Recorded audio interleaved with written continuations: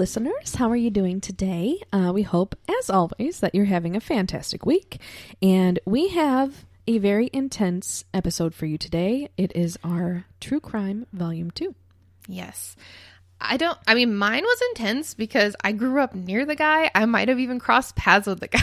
And so knowing that now, like, I was oblivious to it at the time, but I'm like reading all these things. I'm like, I was there, you know? So that's creepy. But yours is actually current, right? It is. It is an unsolved case. And after doing the research on this, Kaila actually brought it to my attention because it was trending on Twitter. Yeah. And after doing the research, I am mega passionate about finding justice for this woman. So You'll find more about that shortly. But before all that, Kaila, do you want to talk about our giveaway? Yes. So we're doing a giveaway. The ending date is September 29th, so you have to get your reviews in by then. Basically, all we ask is that you give us an honest review, your honest opinion on either iTunes or Stitcher, whichever works for your compatibility on iPhone or Android. And we will select the winner on October 1st, and you get a limited edition t-shirt that we're making. We're only making like a couple of them. That Kaila designed. Yeah. You're I'm Kaila. going to speak in third person. Kaila did a good I'm job. cool. Rachel says Kaila did a great job. Yeah, but I had fun. I always had like a fine arts side to me, but I didn't know that I could design t-shirts. And then I did it and I was like, this thing is so cool. So we're basically printing out some for our printing out. Is that how you? Yeah, I mean, printing a t-shirt. Printed. Yeah, sure. We're printing these out basically so we can have them, but we want to share them with 3 of you guys too. Yes. So if you want to get in on that, just leave us an honest review, iTunes or Stitcher, and we're going to announce the winner on the 3 winners on October 1st, and then you guys just get in contact with us and let us know your address and t-shirt size and all that jazz. So. And all that jazz. I hate that show, by the way, or that movie. I don't even know what it was. Chicago. Oh, okay. Yeah, I wasn't allowed to watch that one. Poor Kaila. We're going to have in another episode of Kaila was sheltered. We're going to have like a movie marathon of all the things you missed. I know. Way back when. I know.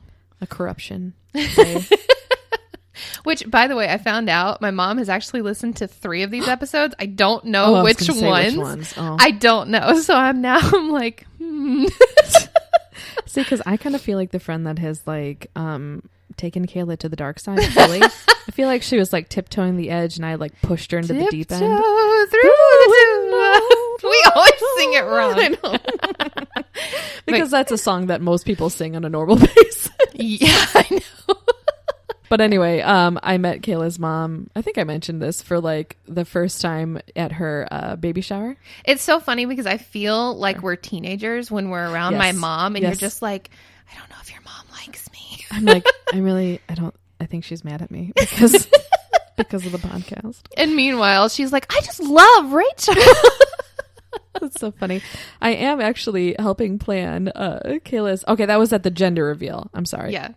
I am helping plan Kayla's baby shower with her mom and another friend, and so I will be in close contact, and you know, me and your mom might be BFFs after this. So. Who knows? Okay, a few more things before we jump into it. We really would love if you guys continue to send your listener stories in to us at our Gmail. That is the good luck. Dang it. If it's not you, it's me. I know. We can never remember this. We need somebody on the side that's like, it's good luck sleeping body. That's what I actually suggested we come up with like a jingle, because I always memorize things as a kid to songs. But then I was like, is that lame? That's pretty lame. Do you remember the quadratic formula? No. X equals negative b plus or minus the square root b squared minus 4ab all over 2a. Maybe I would have done better in math had I learned that. So you didn't know that you'd be learning math today. There you go. Anyways, send your listener stories now that we've totally derailed to goodlucksleepingpodcast@gmail.com. We have an upcoming listener stories episode, and we need more for the next one if we want to keep this series going. So if you guys have had anything paranormal or true crime that's creepy, please share it with us. Yes. Also, if you've been abducted by aliens, that would be very beneficial to we send have to questions. Because I have a lot of questions, yes. Especially with the Area 51 raid coming up. Yes. Okay, Kaila, putting you on the spot. How was your week? Well, we haven't recorded in like 3 weeks. True. And so each week just felt like it was getting longer and longer and longer. And I actually posted on Twitter today. I was like, I get to record. I've missed Rachel so much. Oh, you're so cute. It's just, I feel like I'm just trudging through life when I'm just doing mom stuff. Oh. So I'm very, very excited to be back. And I just helped throw a baby shower yesterday for my friend who is also pregnant, more pregnant than me. So I'm worn out. Yeah. Yeah. It's really hard to do things after like 24 weeks of pregnancy, I'm learning. Yes, I remember well. And the soreness that just happens and you don't know why. Yeah. And yeah, I was there too, man. Because I was like, up to that point, I was like, am I really pregnant? You know, like when he would be asleep, I wouldn't feel him kicking. I'm like, I'm just not sure, you know? Yeah. And now it's just like, oh, I'm pregnant. Yes. Yes. How was yours?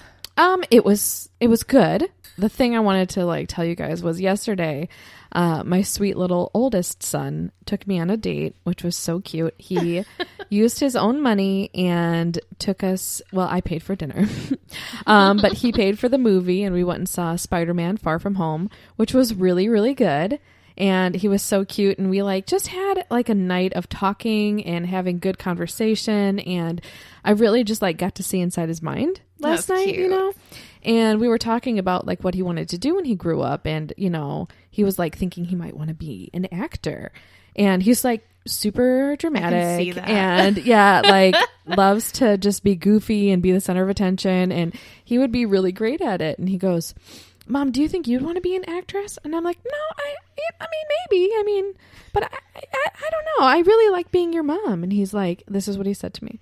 He goes, well, I think you have your dream job already, Mom. Oh.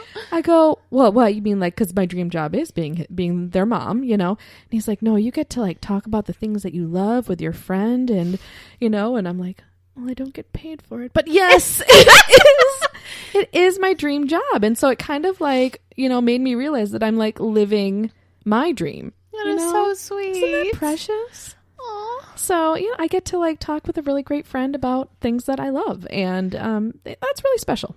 Yes. So thanks for listening and letting us do that because that is just, it's amazing. Oh, we hit over how many listens? How many downloads? We have surpassed 3,000 downloads just on our website and Spotify, which that went fast. Yeah. Because we can watch like the trajectory each month and it's just like it jumped from like way low numbers to way high numbers. So that was really, really cool. Yeah. I mean, like, and I know that may be like nothing to a lot of podcasts out there, sure. but you know what? We started from nothing. Okay. And I just got trolled on Twitter this week. I feel special. It's amazing that people listen. And even if, you know, it's a small niche and whatever, the fact that we're growing and building this community is just so fun. It's so great. And you guys are such a wonderful community too. Yeah. Seriously. It feels like a family. Funny and great storytellers and witty. Smart and witty. We're just trying to rack up the good reviews, guys. Just kidding. Time to dive into the darker side. Time to get serious, kids. And I do want to put a disclaimer out. I feel like I'm talking a lot, but at least with my story, I obviously have not heard Kayla's, but I would say that a lot of times we are more friendly to all ages during certain episodes. Some definitely not. And I would say this is probably one of them for sure. With my story, for sure. So if you are not a grown-up, I probably wouldn't listen to this. Take my advice. Yeah, I usually try to mark like explicit if there's a lot of talk like that or a lot of cussing. So yeah, it's just a lot of adult themes here. So yeah, well that's true crime for you. It is. But I just you got to get kind of down to the details, unfortunately. Yeah. Okay, so this is the story of the National Forest serial killer. And at first I thought that was the Appalachian Trail Killer. So I like Googled that. Turns out there's way more of those than I thought. There's not just one. That doesn't surprise me. Yeah. But this guy, he didn't just specialize in the Appalachian Trail. He specialized in all the national forests surrounding where I lived. So yay. You survived. Yeah, I know. Right. Like the place that I live, like my parents live out in the boonies.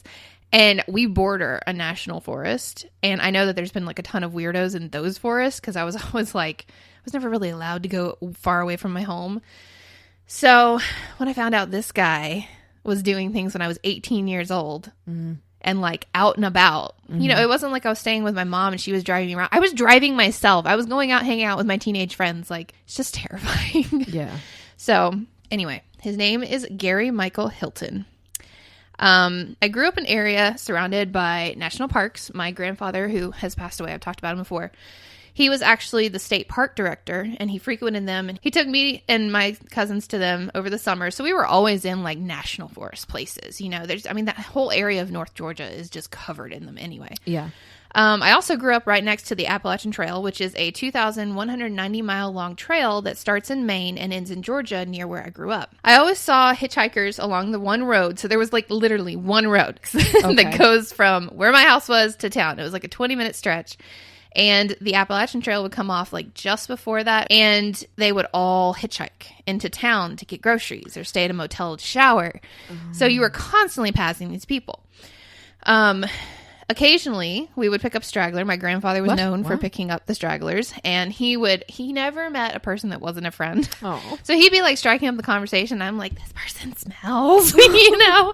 And it would be like, they'd be sitting in the back seat next to me. Oh my God. And I'm just like, who is this human being? Oh. So it was always terrifying because you never knew who it was. Right. When I started driving, I was told many, many times to never pick up a hitchhiker. That was never even something that crossed my mind to do. Yes. Do as I say, not as I did, according to your grandpa. Yeah.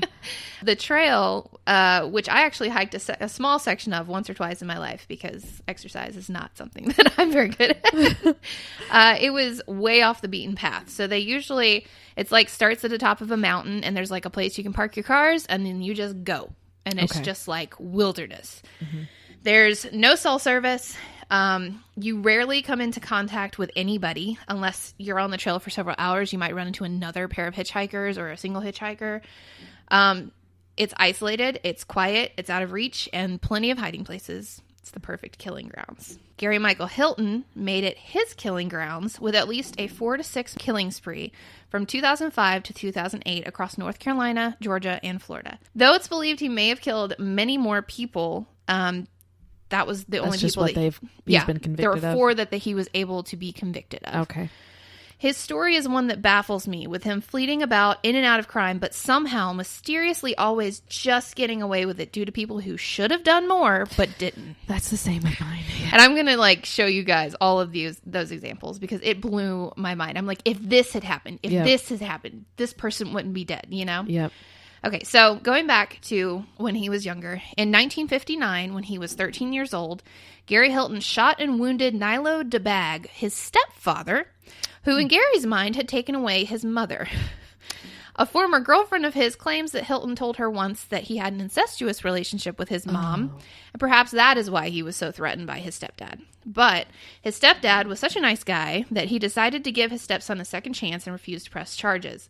Instead, he was sent to a local mental hospital and was later released. Okay, despite his crime, in 1963, 17-year-old Gary Hilton successfully enlisted in the U.S. Army and was sent to West Germany as part of the Davy Crockett platoon.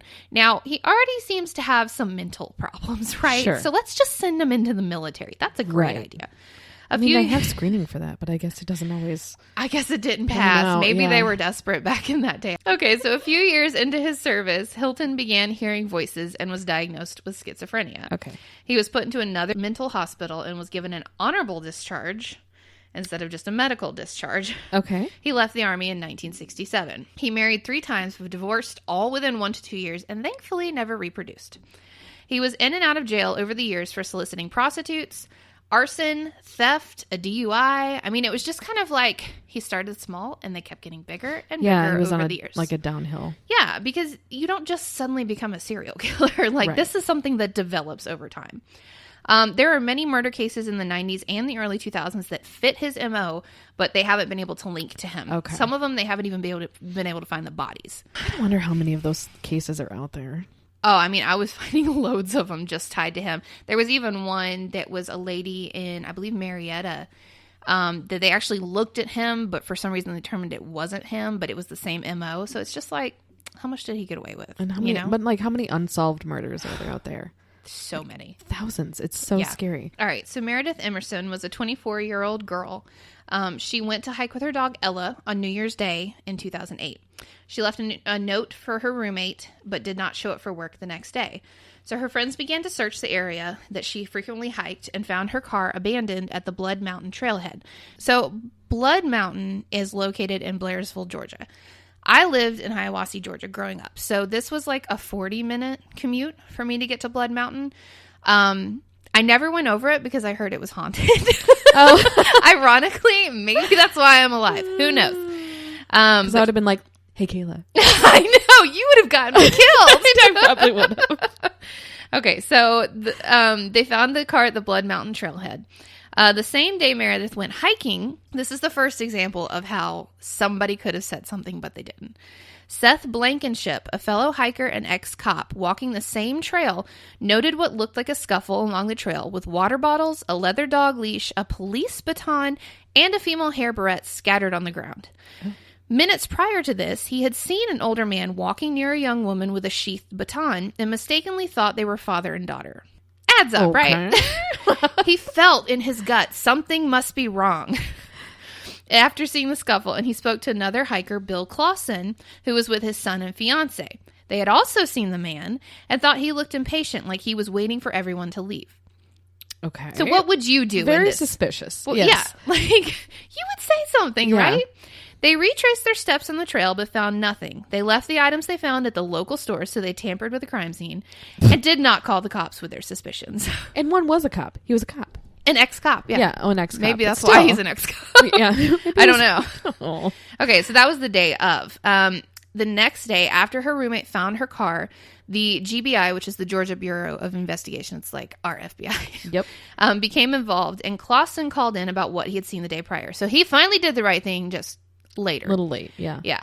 On January 3rd, the GBI held a news conference about a person of interest and a man named John Tabor, which his name's going to come up again, recognized the scruffy hiker as someone who had done marketing work for his business. He was able to give the cops the description and tag number of his vehicle.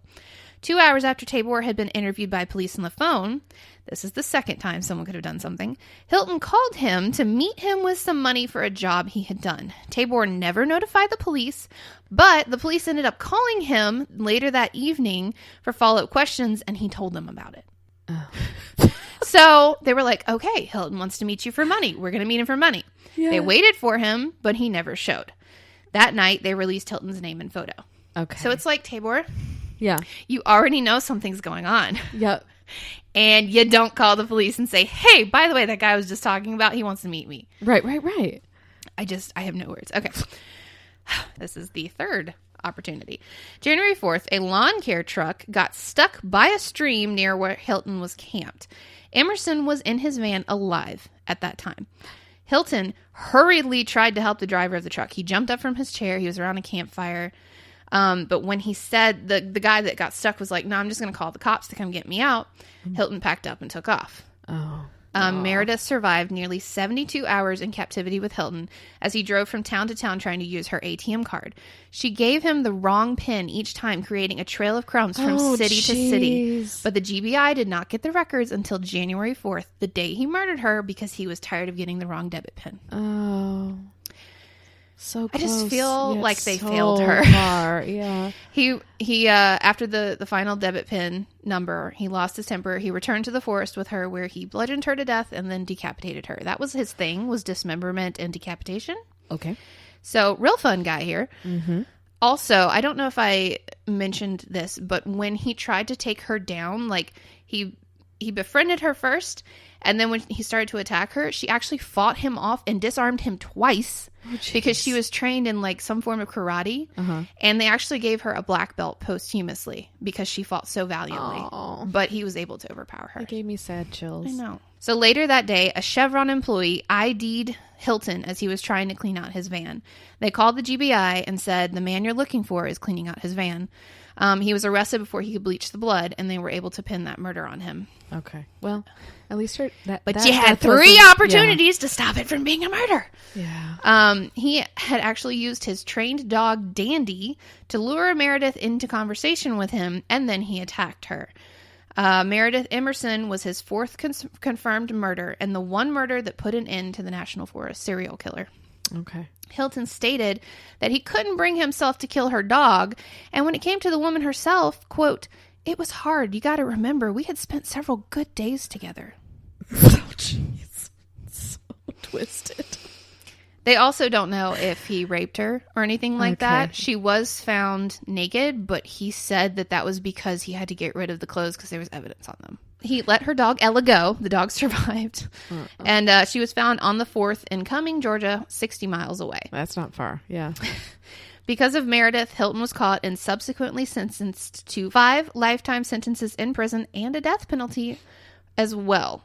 Okay. He did not receive the death penalty for Meredith because he agreed to leave them to her body. Now, when I read that last night, I texted my mom and I said, I just want you to know, if someone murders me, do not let them have a plea deal for my body. Just let it go. It's a body. Yes, exactly. Put him down. Yes. So that made me upset. But anyway, it continues. Oh. So he was a cold-hearted sociopath who seemed to have no emotion or remorse. I think he even... Except with animals. Yeah, right. Strangely. He actually said that he was a sociopath, like he knew it. When confessing to her murder, he coldly commented that he, quote, never had any intention of letting her go. She fought him off for 4 days as she tried desperately to survive. Hilton described Meredith's heroic battle in detail. She grabbed the knife, I lost control of the knife, and then I produced the baton. She fought that, and I lost control of the baton, and I'm good too. I had to hand fight her, and I still couldn't get control of her. She would feign or pretend that I was in control and then start fighting again, so I had to hit her a number of times. Wow. You go, Meredith. Yeah, good for her. Okay, so then the other murders that he was convicted of. Mm-hmm. On October 21st, 2007, so he killed Meredith January 4th, 2008. So a couple months before that, John and Irene Bryant encountered Hilton whilst hiking in the Pisgah National Forest in the Appalachian Mountains of western North Carolina. These people were 80-year-olds hiking. Oh, well, good for them for one. Right? But just leave them alone. Seriously. Well, there's something later that you'll find out why he snapped. Hilton killed Irene Bryant using blunt force, and her body was found later by authorities several yards from where the couple had parked their car. He then took her husband to an ATM and coerced him to give him his PIN through violence. You know what he could do is just get a normal job. Right? And earn his money himself. In an honest way? Yeah, a little easier. I know. So after he got the PIN number, he took him to the Nantahala National Forest where he shot him. In April 2013, Hilton pled guilty and was sentenced to the 4 additional life sentences in federal prison for their murders in the North Carolina court. So he got a life sentence in Georgia and then 4 additional life sentences in North Carolina. Okay, good. On December 1st, 2007, so that's like a month and a half after Irene and her husband were killed, Cheryl Dunlap, a Florida nurse and Sunday school teacher, disappeared in the Apalachicola Forest. That's in Florida. When she didn't show up for Sunday school or work the following day, she was reported missing. Her car was found on the side of the road near the forest entrance, and it had a flat tire. It's believed she may have been trying to flag down some assistance. A masked man was seen attempting to withdraw money from an ATM. This was his thing. Yeah, clearly. He liked to steal their money. Yes. On the 2nd, 3rd, and the 4th, suggesting he knew her PIN number. Detectives staked out the bank for a week, but the masked man didn't return. Oh, so close. I know. It's so far. About 180 people turned out on Saturday, December 8th, so 7 days after she went missing, to search a wooded area near where her car was found, but did not locate her. On December 15th, hunters in the Apalachicola Park near Bloxham Cutoff Road noticed buzzards picking over a human body. And on closer inspection, they saw that both hands and the head were missing. I love how all my reactions to your story are like... I know. I felt so gross after reading. Like, something about decapitation just gets me. Why? Why do you have to defile somebody like that, you know? Especially when they're already dead. It's like when they go that extra mile, it's just like, you're especially sick. Yeah. Well, and they later found her head and her hands in a campfire. I guess he was trying to destroy any ID evidence. Okay. Because he was actually quoted saying, you have to kill him or else they'll tell on you. What a special character. I know. Okay, so following the arrest of Hilton for Meredith Emerson's murder, he confessed to Cheryl's killing when presented with compelling evidence of involvement, including his attempted disposal of one of Cheryl's boots at the dumpster at the time he was put into custody. So he was cleaning out Emerson's blood, but also throwing away Cheryl's boot. So he did these in like rapid succession. Literally months. So I feel like there's no way with his age that he could only have killed exactly. What is it? 4 to 8 people you said total? 4 to 6. 4 to 6. And I'll talk about the other 2 in a minute too. So on April 21st, 2011, he was sentenced to death in Florida court for the murder of Cheryl Dunlap because Florida has the death penalty. Yes. Okay, so then those other 2. Hilton's also believed to have killed Rosanna Miliani, 26, and Michael Scott Lewis, 27, among others. On December 7th, 2005, Rosanna Miliani disappeared while hiking in Bryson City. A shopkeeper told the police that Miliani, who appeared very nervous, came into her store with an older man who looked to be in his 60s. The witness reported that they purchased clothing and a sleeping bag, and that the man told her he was a traveling preacher. It was later learned that Hilton had stolen Miliani's bank card and was trying to use it.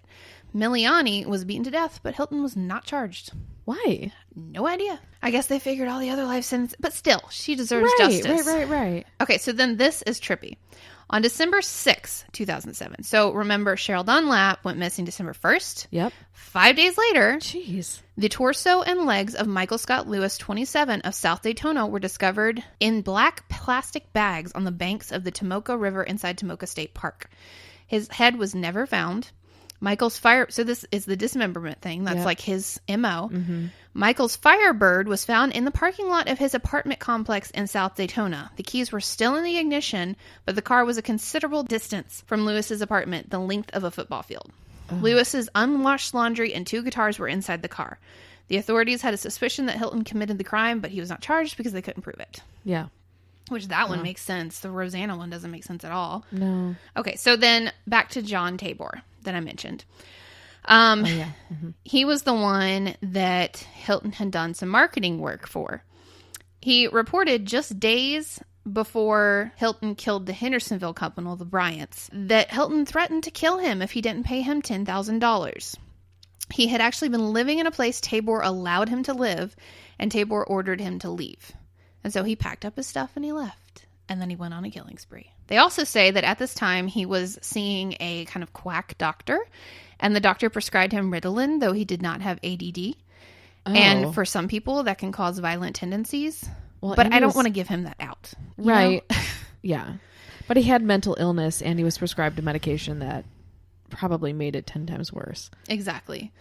Hilton had been camping and scouting for potential victims before selecting and ambushing the Hendersonville couple who were out for a hike on October 21st, 2007. That's the older couple? Yeah, the people who were in their 80s. Okay. So is that what caused him to snap, or had he snapped and murdered long before then? After his arrest, many stories came out about near encounters with him. Another woman supposedly encountered him on Blood Mountain the day before he abducted Meredith, and she believes he may have been planning to abduct her that day. And a different woman says she encountered him in a river as she was sunbathing on the shore. He was on the opposite side of the river, and he came down in a canoe, and he had his dog in the canoe, Dandy, and he seemed to pretend to flip his canoe onto his dog. So his dog was trapped under the canoe, and he was like crying out for help, but she didn't go help him. She felt like it was weird. Yeah. And she also mentioned that there were 2 other men like up on a hill above the river that were like watching, and they would disappear and then come back, and Hilton kept like looking up at them almost like they were accomplices or something. Oh. So they are they still out there? Who knows? She said that the dog seemed incredibly trained and was just staring off in the distance, didn't seem panicked at all. It was almost like he was used to this. Yeah. That poor dog. I know. And it's her belief that he was using his dog to lure her into the water to help him so that she would never be seen again. Yep. And she also mentioned that after she packed up, and she put her dogs in the car. She had dogs too. She put them in the car, and she's like driving away, and the 2 men that had been up on the cliff were hauling the canoe out of the water with Hilton, and they were walking away. Okay, so did police ever look into these other people? No? No. And I found this on like a forum. It was an old forum, but they were talking. It was like right after Meredith had been murdered and Hilton had been arrested. And they were talking about any and all evidence anybody could find on this. Yeah. And so these articles, they were from reputable news sources, but it was like they were so old that they're not there anymore. Mm-hmm. And I kept Googling. I was like Googling the names and I couldn't find anything. It's like one of those things where you'd have to go to like the library and like like wheel through all the old newspaper articles. Yeah. But basically more accounts than that were coming up. I mean, there was like a 13-year-old boy that went missing and it was the same MO, the same area. He was found in a national park. You know, if his motive is to like use people's bank cards and get their money, why would he go after a young boy then? I'm not sure. Like, I just want to know his headspace. That may have been, he was married to a girl that I believe had a stepson, and I think it was her stepson. Oh, maybe it was like personal. Maybe. Okay. But obviously I couldn't find much on that. So what I do know is all of this could have been avoided because in 2005, Hilton abandoned a van in White County, Georgia, and he received a citation for doing so because it's illegal to just dump your car on the side of the road. Mm-hmm. He did not respond, and it actually turned into a warrant for his arrest in the federal database. In 2007, shortly after murdering the Bryants, the older couple, Hilton was confronted by cops in Cherokee County for trespassing on private property and setting up camp there. His license was run through the state database, which contained no warrants for his arrest. On November 17th, 2007, right before he murdered Cheryl, he was confronted by another park officer for staying so long in the Apalachicola National Forest. Again, his license was run at state level and he was released. Weeks later, he would murder Cheryl Dunlap in that very forest. Had either one of those officers run his license through the federal database, he would have been caught and neither Cheryl Dunlap nor Meredith Emerson would have ever been killed. I wonder what like the protocol is. Like back then, it was not required. Okay. But I believe now it is. Okay. Probably because I think of it should be. I know. Yeah. Check all the numbers. If someone's acting weird, right, do something about it, you know? Cover all the bases for sure. Yeah. Okay, so then shortly after Emerson's murder, a Fred Rosen, working for Hustler magazine at the time, requested access to the photos of Emerson's naked and decapitated body. Obviously, that's like, excuse me? Yeah. I'm sorry, what? Yeah. The police and her family both went through great lengths to keep him from getting them. Good. He actually wrote an article in the AJC stating that he merely wanted the photos to do his own research, and his affiliation with Hustler magazine did not have any nefarious reasons for wanting the photos. He was actually going to pursue like legal whatever to get a hold of them because he said that he had been tracking the National Forest serial killer for years and he wanted to examine the photos and see if like there were defense wounds and blah, blah, blah. And I'm like, let the police do their job, you know? Maybe he was one of the accomplices. Right? Ooh. Later, he would go on to write Trails of Death, the true story of the National Forest serial killer Gary Hilton. I was actually thinking of reading it, but the reviews were awful, claiming typos, errors in the info, and that most of the information existed on the internet anyway. Okay. So I think it was just somebody pursuing glory. Yeah. It was, okay, so now in 2008, I was 18 years old, and I lived about 40 minutes from where Meredith was murdered. Yes. There was actually a place called the Blueberry Patch about 10 to 15 minutes away from my house. Sounds precious. That often sheltered hikers coming off the trail. And he actually stayed there for a time. And then even closer to my house, it was down the road that I drove to go to church. He pitched a tent behind someone's house that my family knew. It was abandoned at the time, but I still drove past there to go to church. Yeah. Like, what if my car had broken down? You know? Gosh, that's so scary. Okay, so your life, Kaila. And then after he was arrested, many people I knew had actually seen him walking along the road into town. So I could have encountered him so easily. Oh, I feel like I've learned I am not in any way making like his victims passing any less, but I've never wanted to not go hiking more in my entire life. Right? As if it wasn't bad enough getting sunburnt and the ticks and the mosquitoes and sleeping out in the cold. Yep. Now you can get murdered. Yep. Lots of people like to murder you on that the solidifies trails. it. I'm not going to camp or hike ever again. I know. As for the fate of Hilton, he remains on death row. In 2018, he used his final state appeal to try and overturn the death penalty, arguing that his defense team was dysfunctional and ineffective. The judge assured him that with the DNA evidence against him, none of that mattered, and denied his appeal. However, the death penalty in Florida has been put on hold due to a different case, and Hilton may get away with a life sentence after all. Now, are you ready for the crazy part? Oh, there's more? It gets worse? This blew my mind. What? So you always wonder, like, what was the descent into this madness, right? Mm-hmm. There were so many signs. In a chilling footnote to the case, it came to light that Hilton had once been involved in the development of a murder movie that bore similarities to the crimes for which he would eventually be convicted of. Mm-hmm. An Atlanta attorney, Samuel Rael, who actually became a movie producer, revealed that in 1995, Gary Michael Hilton helped him come up with the plot for the film Deadly Run. Oh.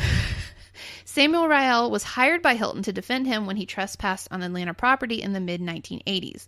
Rael defended him on several charges, including the arson and theft charges. Mm-hmm. When he decided to produce a movie, Hilton came up with the plot of the entire movie, which is about a serial killer who holds women captive in the woods. Wow. It gets worse. Hilton picked the cast and the prime filming location, a cabin in the North Georgia woods in Cleveland, 30 miles from where Emerson's body would be found over a decade later. Rael said, quote, "He was a criminal, and he'd be the first to admit it. He might have been a sociopath, but he was a happy one and an animated one. One who, quite frankly, I never would have thought in a million years. Well, he had criminal instincts, but he was not a violent person. I was wrong about that. To me, it's almost word for word. That's what's really scary about it." Jeez. Hilton did not receive credits on the film because he wanted to be paid, but it was a low-budget, straight-to-DVD release film, and they just parted ways. Whoa. But the moral of the story for me is if you think something is suspicious, even in the slightest, alert the authorities. Don't wait. Lives could have been saved if only one more step had been taken by so many people.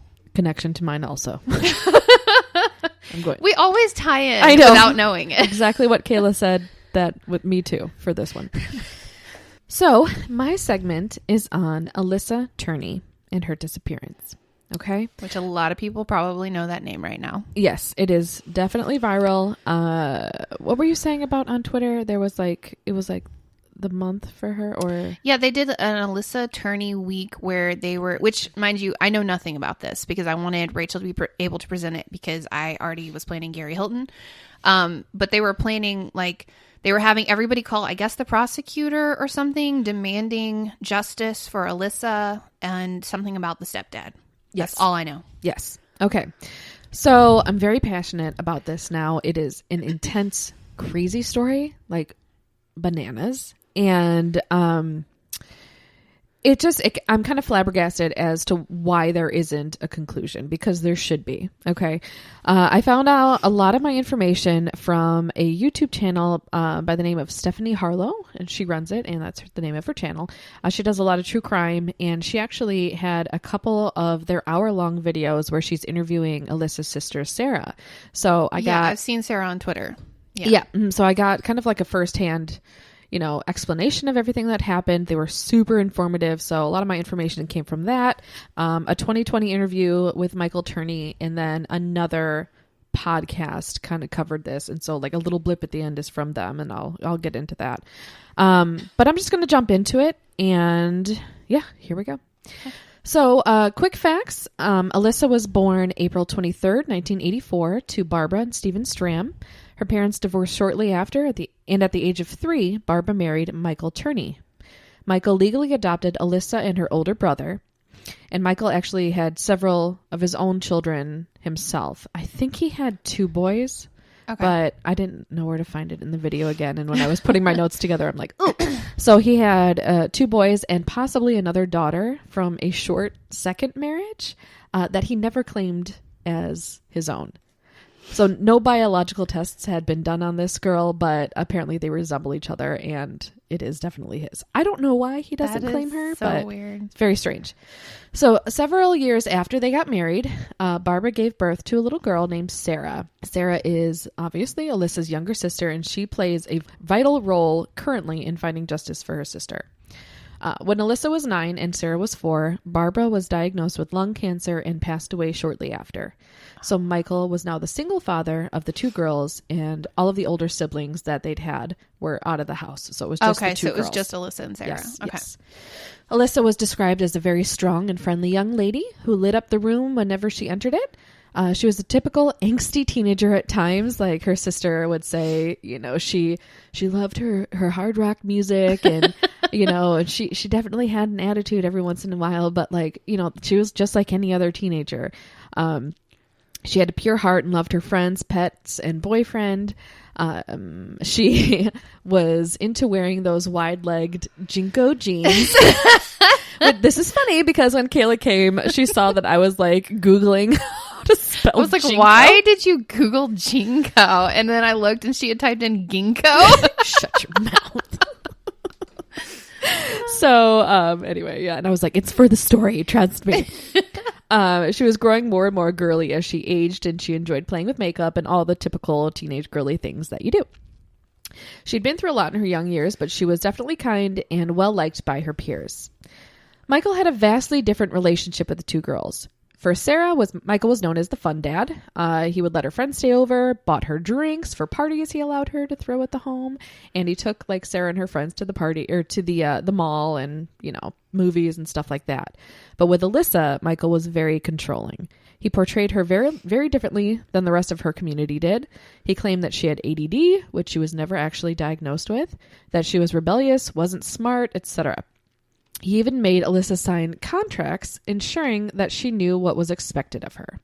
So many of the items listed on the contract could be justified as coming from an overprotective father, but there were also unsettling points that were in there, and I will talk about those later.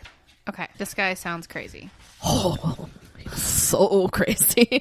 And he's still out there, so if you're listening, I'm really nervous about this. I always get nervous about portraying, true crime that haven't been solved yet. Did we ever tell everybody what happened with the first true crime episode? No. Okay, well, long story short, you may get contacted by people involved in the case. Yes. So it's just that is life. Very present in our minds when we talk Yes. about real people because it's part of this territory. They aren't just stories, they are real. So, and we mean no harm, especially to the victims. yes. It's not like we're sitting here just salivating over these salacious details. Right. They rip our heart out. And absolutely. They're heart-wrenching. This one is especially heart-wrenching, and I'm really glad that we're covering it because there's things that we can do about it, and I'll kind of go over those at the end. So anyway, yes. So Michael was also very controlling of her friendships and relationships. And it was almost like he felt threatened whenever Alissa was starting to grow close to someone, and he went out of his way to sabotage those relationships. I remember a story of Alissa getting close to one of her friends at school, a girl at her school, and she would spend a lot of time at the parents' house because, they kind of made her feel it was like a family. Stable. And and there was one time where they were celebrating the birthday of one of her friend's younger siblings, and they're like, well, you know what, we're gonna have a birthday celebration for you too, Alissa, because they're around the same time. And that's a sweet gesture, and that's not abnormal at all. But Michael was very threatened by it, and he was like, why wasn't I invited? And you're not allowed to go over there anymore. He went crazy about it. So he would just sabotage her relationships. Oh my gosh. Okay. Now I'm going to talk about the day that Alissa went missing. Okay. I have them in different segments to kind of keep things congruent because there's so much information. Okay. So the day Alissa went missing was May 17th, 2001 in Phoenix, Arizona. Alissa was 17 and it was the last day of her junior year. And this is crazy because Alissa is just about my age. So I think she would have graduated in my husband's class, Oh, wow. So it's kind of crazy to me. So the last day of school was already shortened, but Alyssa's stepdad picked her up before dismissal anyway. Nobody really understands why he would have done that. So this would have been around 10:30 or 11 a.m. That's weird. Yes. Nobody knew that she'd left early, not even her sister, except for her boyfriend, because she went to his class and told him goodbye and that she would see him later on that night at a party. Okay. Michael said that when they left the school, they went to get some food and then they went home. Allegedly, they began to talk about Alyssa's plans for the summer, and things turned heated when Alissa said that she wanted some more freedom. Like I said, Michael was very controlling. He even went so far as to sit outside her work and videotape her. She worked at Jack in the Box, which is like a fast food joint, and there's like clips of him on the video that I watched where he was just sitting outside of her work and watching her through the windows, like panning back and forth. That's like the first case that I talked about in our first true crime episode. Like the guy would literally watch, I mean, it was his wife, but he would film her at work to make sure that she was behaving. Right. And he would like circle her building for hours. Yes. It's so scary. I mean, that's like Stalker. textbook stalker gonna be killer. Right. So again, she wanted more freedom. That's what the argument kind of stemmed from. And according to Michael's 2020 interview, he told her that as long as you're under my roof, you're going to need to check in with Daddy because Daddy is a nervous wreck when you don't. He says that his last... I don't like him calling himself Daddy. No, I don't either. That's so really, really uncomfortable in this circumstance. Blech. So he says that his last image of her was when she was storming down the hall to her room. After the fight, he wanted to like kind of give her space. So he said that he left the house to go shopping and to pick up Alyssa's younger sister. So he follows her to work, Sarah. films her, but then he pisses her off and he's like, I'm going to give her space. Right. That does not fit. Yeah, very contradictory. No. Yeah. Yes. So after he went shopping and stuff, he allegedly went to pick up Sarah from school. But according to Sarah, Michael did not come immediately to pick her up. It was also Sarah's last day of school, and she had taken a class trip to a water park. And when the bus arrived back at school, she didn't see her father, so she ended up going to a friend's house instead. It was around dusk when her father finally retrieved Sarah. So what, was she in elementary school around this age? She was around 12 or 13. Okay, so middle. Yeah. Okay. Yeah. In the car on the way home, Michael told Sarah that he'd been trying to reach Alissa, but he couldn't get a hold of her, so he gave Sarah his phone and told her to try. She also could not get a hold of her. Michael gave Sarah his phone to call Alissa? Yeah. Okay. I feel like he was really trying to make a spectacle of that. I feel like he was just trying to get the records there, you know? Yeah, agreed. When they got home, Alissa was gone, but the contents of her backpack were spilled out in her room along with a note. And I did see a picture of the note, and it was in like her... what appeared to be like bubble gel pen lettering. You know what I mean? Gel pens. I know. Sorry, that was a nice nostalgic throwback. I have them right over there that I use for my day planner. So the note said, Dad and Sarah, when you dropped me off at school today, I decided that I really am going to California. Oh, Sarah, you said you didn't want me around, and look, you got it. I'm gone. That's why I saved my money. Dad, I took $300 from you, Alissa. Okay, but Sarah and Alissa didn't have beef. Well, right? they had like typical sibling beef, like arguing, especially in your preteen, well, that's going to make Sarah feel like crap for the rest of her life. Right. Oh my gosh. Okay. So there was no investigation. Okay. No police officers came to the house. Nothing was done at that time at all. Michael did report her as a runaway, telling the police that she had ran away to her aunt's house in California. Alyssa's aunt... I wondered what was in California. Yeah. But Alyssa's aunt never corroborated this. She never showed up there. Okay. The money that she had, quote unquote, saved was never taken out of her bank account. Her cell phone, clothes, jewelry, and makeup were all left behind. And like I said, she was getting girlier, so this is stuff that she would definitely want to take with her if she was... A cell phone is for sure something she would have taken. Right. Quote unquote, starting a life over with, she would want these things. And she never contacted any of her friends or boyfriend who she was very, close with. It just, a lot of things didn't add up. But Michael had two sides during this time. He was panicked when he was with his family, saying, the police aren't doing anything. Why aren't they, doing their job? Blah, blah, blah, blah, blah. We need to find her. But he was also calm and assuring then with the police, telling them that she was just a typical teen and it was a basic runaway case. Within days of Alyssa's disappearance, Michael went out to California to, quote unquote, look for her. And he did this multiple times after her disappearance. And remember that because that's important for later. Yeah. I'm going to move on to Michael's character. That's my next little segment. As stated before, Michael had other biological children from previous marriages, including a daughter. Again, okay, I talked about this earlier. Yeah, but he didn't want to claim, which is odd. Very strange. In the 1970s, Michael worked as a police officer. Afterwards, he pursued a crime... well, maybe crime later, yeah. But after he was a police officer, he was an electrician. And in 1980, he suffered a work-related injury and was put on disability. He would never work again after that, and he still collected disability, in present day, which was only granted on the stipulation that he has to be monitored psychologically. Was he? Because Michael believes that his injury was caused by other members of the union. When he was an electrician, they were all part of a union. So he believed that it was caused by them because they wanted to kill him because of the secret information that he had found out about. What was the secret info? He was going to be a whistleblower for the union, for the electricians. I don't know. Okay. Really big government stuff went on there. I'm not sure. You said this was 1987? 1980. Okay, 1980. So this was before he married Alyssa's mom, right?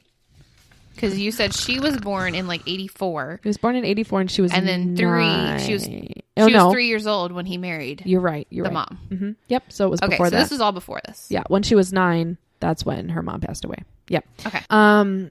So his paranoia was always present, but it kind of grew to the point where he was constantly involved in lawsuits. Like Sarah said that growing up, people would ask her, "What does your father do?" And she would say, "He sues people." Oh my God. And he recorded everything in his life.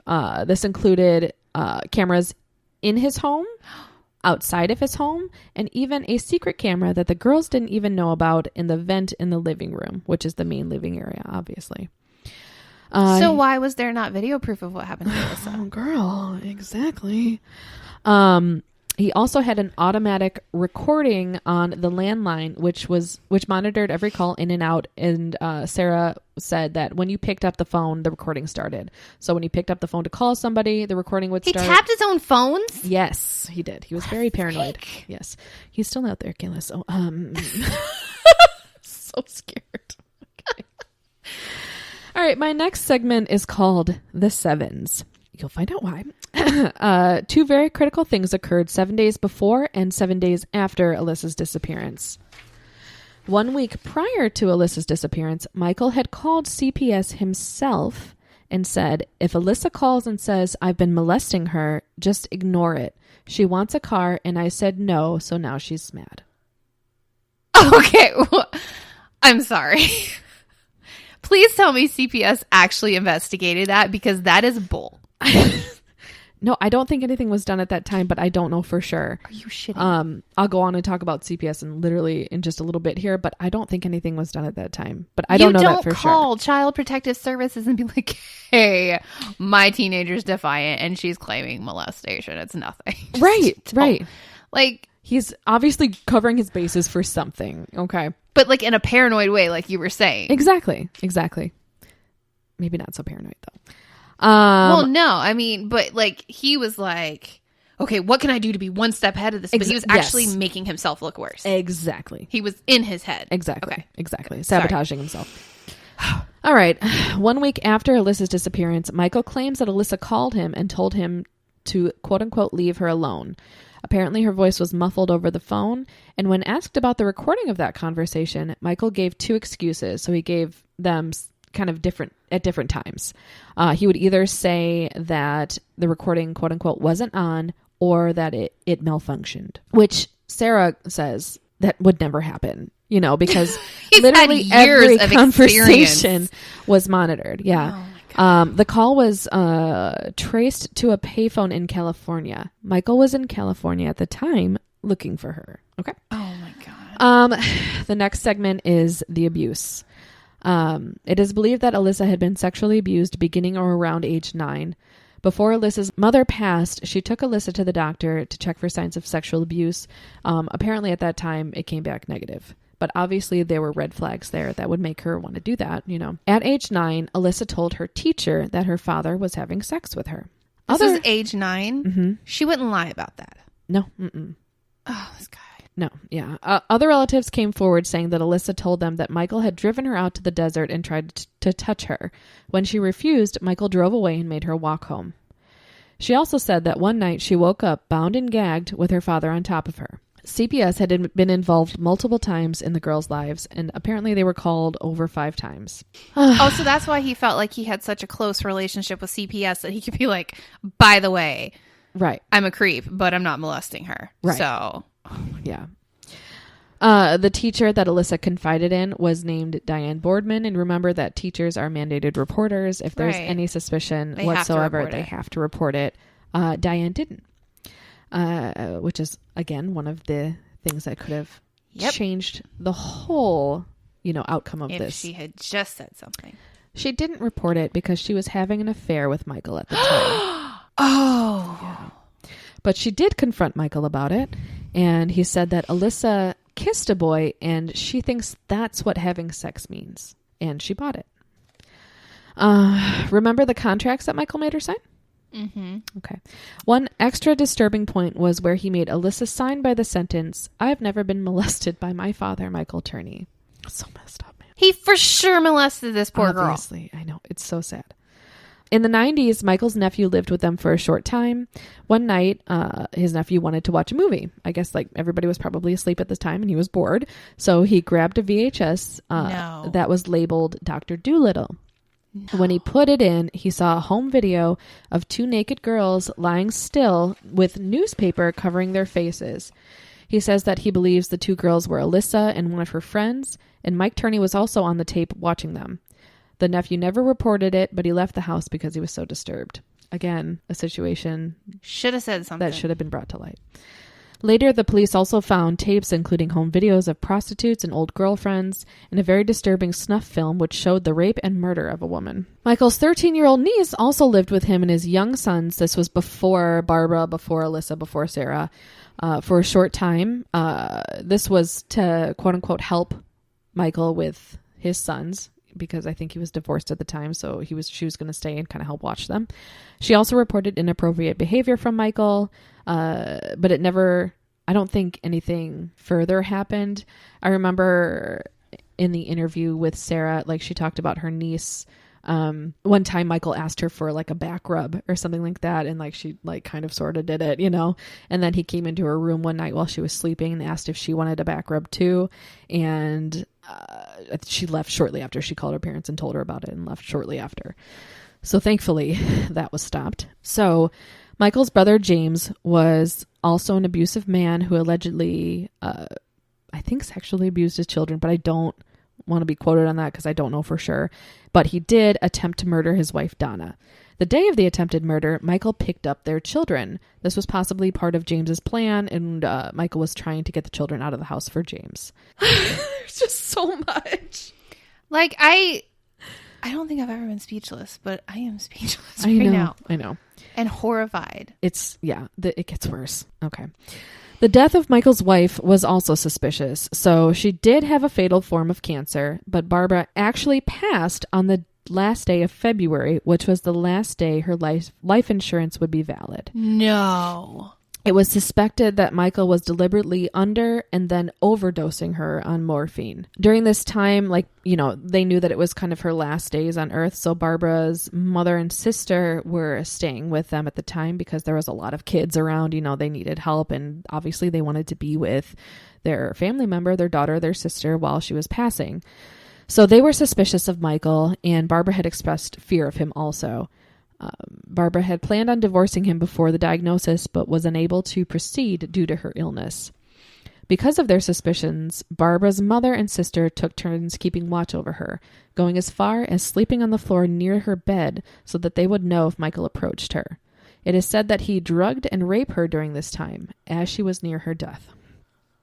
Isn't that so sick? Why is this guy not behind bars? That's the enraging part. The women believe Michael purposefully overdosed Barbara while they were out smoking a cigarette. When they came in, she was in hysterics, saying that she was dying and to call 911, and she passed quickly after. With this type of an illness, it's typical that you fade in and out. You're in a lot of pain, so you're on morphine, and that's kind of how you pass. You don't pass in the way that she did, where she was hysterical. So that is very untypical. So that's kind of why they think that there is foul play there. Before her death, Barbara told her family not to leave Alissa specifically with Michael, but nothing was put in writing. What the crap? But I feel like she had a life insurance policy, but did not think to leave a will stating who would care for her child. Right. I know Sarah, is there, and Alyssa's older brother, and, the other family members are around. So I don't want to say like too much to the point of their mother, but it's very frustrating to me as a listener and as somebody who's researching this story and who's very passionate about this also now, why more wasn't done, and why more steps weren't taken to protect Alissa. I mean, she obviously already suspected that Alissa was being sexually molested. Exactly. She didn't want Michael to have, custody of Alissa. Mm-hmm. So I don't, we don't know all of the details about, what's going on, or like maybe he pushed for custody or whatever. I'm not sure, but it's very, very frustrating, especially as a mother, to see, a young child going through this and not getting help. Right. Okay. So there is a wrench in things with Thomas Heimer. That's the next segment here. Alissa's case went cold until 2006 when a man named Thomas Heimer, a convicted killer, confessed to Phoenix PD that he had killed over 21 women, including Alissa. He described her as having habits that her friends and family were unfamiliar with. He was quickly found to have made a false confession, probably out of boredom, because he was serving a life sentence. They all do that. Right. Because they think if they confess to more, they'll get like time off or a plea deal or some bull crap.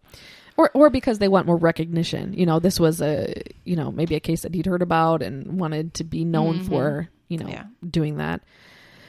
Because of this confession, though, police realized that Alissa had never been heard from again. This clearly made them suspicious, and they finally put in the work to try and solve her case. Whoa. It took them 5 years to go, oh, hey, Alissa ran away. What happened to her? Girl? Are you shitting me?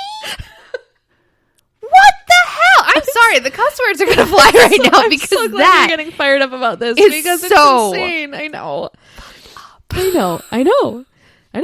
So my face is red. I am having a hot flash. I know. It's messed up. Poop? This whole thing is so messed up. So the next little bit and near the end here is Michael as the suspect. In December 2008, detectives obtained a search warrant for Michael Turney. They were waiting to present him with the warrant when they saw him walking out to check the mail with 2 handguns, 7 full magazines, and a knife. Oh, that's normal.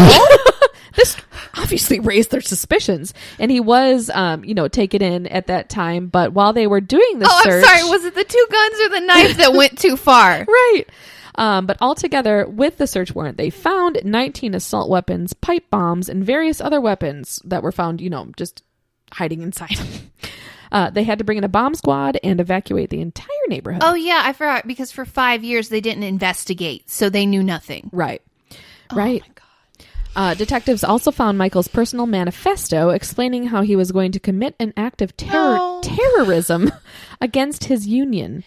He wrote that his old union had sent 2 assassins to kill Alissa because, of course, they're interested in a 17-year-old girl's life as technicians. I'm so confused. That's him covering his tracks again. Yes, but his daughter... With the fake letter, the fake phone call, the fake everything. Yeah. His daughter, Sarah, believes that he was going to attack the Union building and make it look like he killed himself also and flee with a disguise and a new identity. This needs to be a movie. How is he not in jail? Yeah. The police were also made aware of the cameras inside the home, and they asked for video records that he had taken of the last day Alissa was at home. He presented them with a secret recording of her making out with a boy, but none of relevance. He said, again, that those recordings on the last day that she was at home weren't turned on or had malfunctioned. It was also discovered that Michael had owned 2 identical trucks at the same time of Alissa's disappearance. They were the same year, make, and model. One of them was sold earlier on before the warrant was, put into effect, I guess. Yeah, during those 5 years, they decided not to investigate. Right. And one was searched, and they found nothing in the truck that they had searched. Yeah, because he sold the one with the evidence. Right. Shortly after the investigation began, it was halted by the police. They basically said, no body, no case. Although other cases had been tried with less evidence than they had gathered from Michael. Were they in on it? Because he was like an ex-cop, right? Well, what's so strange is they were... because Sarah was very involved in this, and there was a police officer that was talking to her and kind of giving her insight on things. And I don't remember, he told her some information. I think he was the one that told her about the truck and stuff. But they were going to arrest him and, put him on trial for this. But a week before that happened, they dropped everything and kind of went radio silent. So I have no idea. That's fishy. Right. I don't know what Michael maybe could have, that prevented them from going any further. It's very, very suspicious. Well, so from the first true crime we did, it showed that there's like a brotherhood. Yeah. Among like, even like up until that dude was like convicted, they were still like, you're not allowed to retire. You're not doing this. You're not doing that because you're one of us, and it just makes me wonder. Yeah. I don't know. It's very, very strange. And I even put in my notes here that it isn't really known why the police dropped the case so quickly. Alyssa's sister, Sarah, has been doing everything she can to shed light on Alissa and bring her father to justice. Michael is living in Phoenix currently as a free man. So there is another little blurb here that is from the other podcast that I mentioned. It's so messed up. I'm not scared of him. I want him behind bars. Well, this is pissing me off. It's so crazy. So this is, it's an article on crimejunkiepodcast.com by Ashley Flowers. Oh, I know Crime Junkie. Yeah. And it was actually very recent. This was an article posted May 21st, 2019. In early 2018, Sarah said that she was promised that billboard advertisements would run to help facilitate media attention, but not one has run yet. When she told the police that she'd received 100,000 signatures on a petition to demand her father go to trial for her sister's death, Sarah says that they told her they didn't care if she got 1 million signatures. It wouldn't change anything. They have become colder than ever, says Sarah. Since the episode aired, Sarah was actually on the podcast here. Right. Since the episodes aired, she says that she had a blunt, uncomfortable conversation with the commander of the unit. Sarah said that she had to point out what she saw as lies that the commander told her about the case and about promises that were made, things she says they have recordings of, items she said, were sent by email. I can't rely on them to communicate the truth, and that is a really awful and terrifying feeling, she says. Sarah thinks there's something else going on. She believes that there is something they don't want the public to know. Mm-hmm. Why would a police department allocate 10 years of resources to a single case to drop it a week before the person of interest was to be arrested? Sarah told us that a representative at the state attorney's office even stated that their office requested the Phoenix police to submit this case for prosecution, but they apparently received no answer. In the meantime, Sarah's doing exactly what she was told to do to help her sister get attention. Well, we heard you loud and clear. Yeah, Sarah does believe that she knows where her sister's body is, but they're not doing anything about it. She believes that her dad was a smart man, and apparently there was a mall that was being built at the same time as her death. And I guess when they build a mall, they do like sonar location once, and then they don't do it again after a certain point when they build it and pour concrete and stuff. And she believes that her father may have brought her sister's body there and discarded it. And that would be a very hard place to get into and for evidence to be found. So what can you do? You can sign Alyssa's petition. Links will be on every one of our social media platforms. We want to get the word out as much as possible. You can also listen to her sister Sarah Turney's podcast, which is called Voices for Justice. And you can support Sarah's store, which is used to bring awareness about Alissa. And again, links for the store will be posted probably in our Facebook group. So if you're not a part of that, please join it. It's the Good Luck Sleeping podcast, and we'll have all the information that you need there. Please sign the petition. Again, me and now Kaila are very passionate about this, and we want to get justice for Alissa. I just want to go beat his ass. Can I do that? It's just also suspicious. So very frustrating case, very frustrating. The police are frustrating me. Everything frustrated me when I was researching this. And like, can you get someone to investigate, like a police department? Like, who do you contact to do that? Is that the FBI? Do we contact the FBI? Because I want to contact the FBI. I know. I was like, they're hiding something. They're covering something up. They're afraid of something, or they're protecting him. Right. That's fishy. Yeah, something's going on. And I signed the petition, and I know that Kayla's going to sign the petition, so please join us in doing that. All right, guys, I don't even want to end in a funny way. Just, go sign the damn petition. Take this to heart, and we hope you enjoyed this podcast and learned something, and that you'll be as fired up as we are. Good luck sleeping, guys. Good luck sleeping.